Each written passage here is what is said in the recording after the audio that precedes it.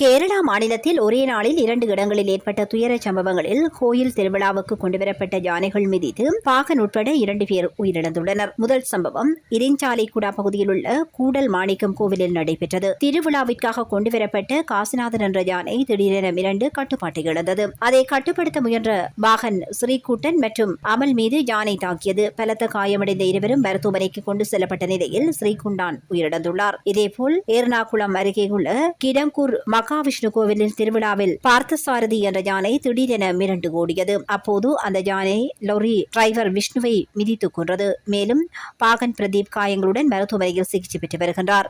யானை கட்டுப்பாட்டை இழந்து வாகனங்களை சேதப்படுத்தியதால் அப்பகுதியில் பெரும் பரபரப்பு ஏற்பட்டது.